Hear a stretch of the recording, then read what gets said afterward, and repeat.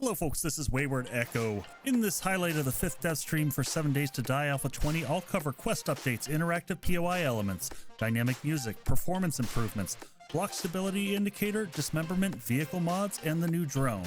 If you find this update helpful, please consider subscribing and checking out some of my other content. Let's get into it. So tonight is our 5th dev stream. I'm with the coding team. Hello everyone, my name is Sean Liptek, and I'll be talking about improvements that we made to the game, new features, optimizations, and such. All right, I'm Zach Robert. Been working on some DMS updates and stuff, and so I guess we'll be getting into that here shortly. Hey, I'm Steven Dudek. I'm a programmer, and my main responsibilities are the drone and dismemberment improvements. We'll be seeing some of that later. Diving into the updates, we've got changes to quests first up. Any improvements to questing? Yes. Quests are closer to the trader. There is the new quest type. The quest can call to game events, which the game events can do all sorts of stuff. So hearing these, the one that really strikes me is just having the quests closer, because sometimes you get those 2-kilometer ones away and it's just a haul. Additionally, I'm curious to learn more about these game events that Lathan referenced. There were also quality of life changes made to the starter quest, clearly aimed at new players. Intro quest, we did some changes to. I added in, the icons that show you where stuff is. We changed around the quest progression, so now you have to do a certain number of quests at each trader. You get a nice reward for completing the tier 1. I don't really want to give it away fully, but there's a very good reward for the tier 1 complete. I have a hunch of what that tier 1 completion reward is, but if you have any ideas, let me know down in the comments. So next we'll have Lathan walk us through the new Restore Power quest, which is actually much more interesting than just this quest alone, because this has this new interactive POI element called block triggers, which we'll talk about in just a second. It's a lot more interesting at night because all the power's out. You can't really see. The light's out over there, this light was on, the lights over there, all the lights are off. I'm still going to probably cheat my way in the same way because, first off, I don't want to give away the whole POI, and second, I honestly don't know how to get up there, or get down there, so we're just going to fall through. So it's a lot darker down here now. Now, something you'll notice this time is that I can't see well enough to shoot all these guys. Stop it. Stop it. Hey, if only you had a drone with a light on it. Oh my god, that would be helpful, but wait. It's not... Oh, I should really make that not even light up whenever it's not active. Okay, well anyway. It's not powered. What's going on here? It's almost as if I need to do the quest. So I come over here to turn on the generator. Timer's going to be a little longer. And something else is going to happen during that. And then boom! Oh my god, light happened. And a switch. So this little detail has the potential to give the POIs a lot more life than they currently have. Here's a little bit more detail from Lathan. Just started using it, but now there will be switches that you can hit that will open doors, turn on lights, things like that. We're going to do a lot more with that in Alpha 21. For me, this is a huge game changer, shifting POIs from just a building that you run through to a building that you actually interact with. Additionally, they gave us some controls so that we can get in with a prefab editor and play with this ourselves. How these actually work is, I come here and I set what triggers they do. This is not something that will be in game. This is only in the editor. But you set numbers based on what triggers it will activate. So like this switch triggers number 2, and it's triggered by 3. This one over here triggers 3. This is a game changer for anyone who develops prefab POIs, as well as any of us who consume them. Lathan noted that they didn't intend to take this to the extent of, say, Redstone from Minecraft, but even in this simple form, it'll allow for puzzles and other kind of intricate ways of going through a POI. The dynamic music system has been updated in 2 key areas. From an exploration standpoint, it'll have a less procedurally generated sound and sound a bit more organic. And then from a Horde Knight perspective, And the Blood Moon combat will be dynamic on like a whole new level. So what it's going to be doing is it'll be responding in real time to your threat level. So the track itself will kind of cook up and cool down. it provided a brief example of this. That's okay. And yeah, so you're getting music here, and it's it's going to be more dynamic than this, like as you play, but this is just kind of getting a snapshot, so it'll actually kind of, like I said, it'll kind of heat up and cool down and all that stuff.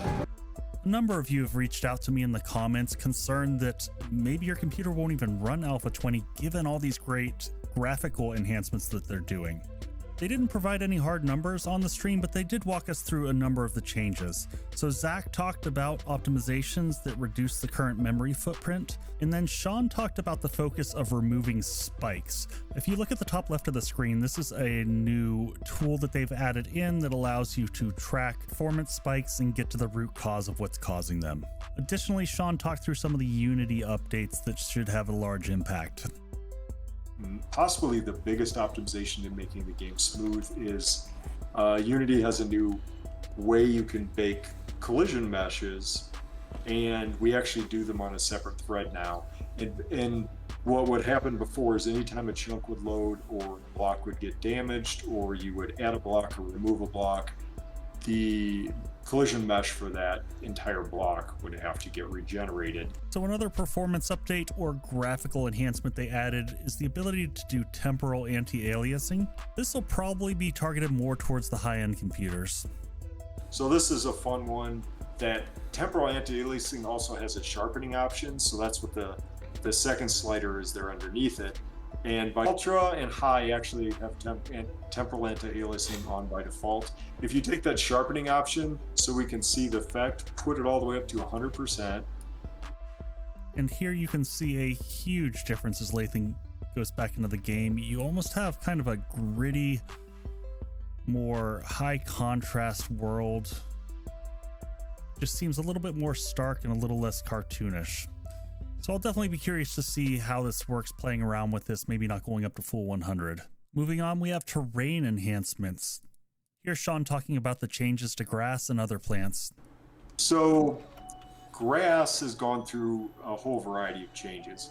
The meshes that we use to create the grass, actually if you stare down like that piece of tall grass right in front of your face, if you stare down and look at it, you'll see the geometries. That's actually doing like 3 faces. A lot of that stuff used to just be 2 faces. So you basically would have like a plus symbol if you look down at it from above. The next terrain enhancement we have is Biome Smoothing. So what does this do? So what this does is takes the edges and averages things out in a fashion that everything doesn't look so much voxel world generated and instead has a more smooth, natural feel to it. My current playthrough series, Broken Shard, is based entirely in the snow biome, and I can tell you that this is just a night and day difference. This looks really, really gorgeous. And while we're here in the snow biome, I think it's an appropriate time also to talk about the changes made to weather. So weather has undergone a good amount of changes. We wrote a fair amount of the code with how the randomness works. Before, weather could basically, it would just vary itself up and down randomly by a small increment. So what could happen is you could essentially get stuck with the same weather for long periods of time because it may go down a little bit, back up a little bit, down a little bit, back up a little bit. And net result is your weather didn't really change much. And look at that grass blow in the wind. So the weather now changes much more frequently, and it doesn't last quite as long as it used to. There's some new combinations of weather, like there's some heavier fog, thunderstorm type things, and the wind that was part of the weather simulation was never actually hooked up to the graphics. So now all the plants and trees, their animations that they do are tied into the actual wind speed. So not necessarily a new feature, but this does give a new level of polish and realism to the world that we just didn't have before. So if you spent any time playing Valheim, you'll instantly recognize this next feature. This will be a really nice quality of life improvement. See how that's turning yellow? Now what's going to happen? It's red. Go ahead and place it. Uh-oh, there goes your blocks. So yeah, it basically what it's doing now is it's calculating stability on the fly, and it's giving you a hint with the color of what's going to happen as you place those blocks. So you can see that's going to collapse. The other indicator is for drawbridges. I know lots of us have lost many a drawbridge while trying to place it and then having it just disintegrate into the environment. You had it for a second there. See how it's turning pink? If you place it there when it's pink, it's just plain falling. So it does tell you that it's gonna fall. Yeah, there you go.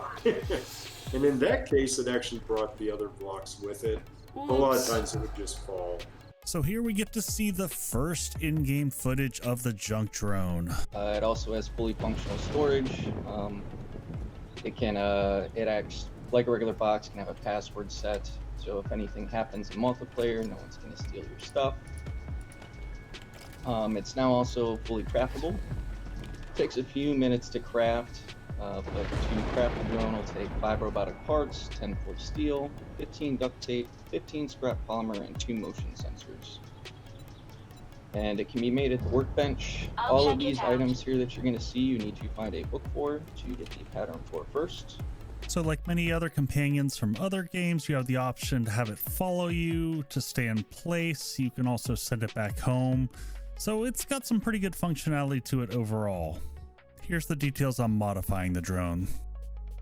In order to mod the drone, you're going to have to pick it back up. And you can go ahead and take your pick there and you want to check out. I'd mix and match a little bit maybe. So like one storage mod, maybe heal a flashlight or something. Depending on the quality. So at a 4, I think we'll get 2 or 3. So let's see. Add that. And then what do we got? The medic. Ooh, okay. I like that one. Right. That one's good too. There's 2 of them that have visual effects we can also show, which is the support mod there, the teddy bear, and then also the armor. So when you put the teddy bear on, that should be represented on the drone. You'll see the little teddy bear riding him around. And what this mod specifically does is it will give you a 10% boost to stamina regeneration for anyone else in the area. It's so cute. It's like the bear's talking to me. So the drone will end up giving us a configurable companion that can be adjusted to fit our playstyle. So here you can see the headlamp mod in it, so it can fly around and give you some additional lighting. The other mod that they talked about was the medical mod.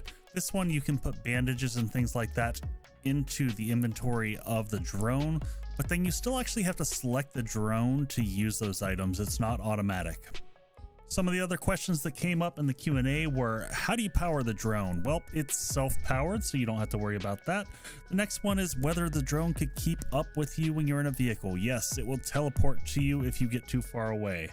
Another question was whether this would count against your robotic devices. No, it will not. This is unrelated to the number of turrets that you can have out. Lastly is the question of damage. Zombies will not actually attack the drone. That said, it can take damage from AoE as well as getting shot by other survivors. Next up we have Zombie Dismemberment. Currently this is only working with Steve, but it has variations for blunt versus bladed weapons. To my knowledge, this one is still a work in progress. I'd like to see these animations a little less cartoonish. I feel like it really takes away from the horror feel that they're trying to go with. Let me know what you think down in the comments below. So in the past, vehicles have had mod slots, but they didn't do anything.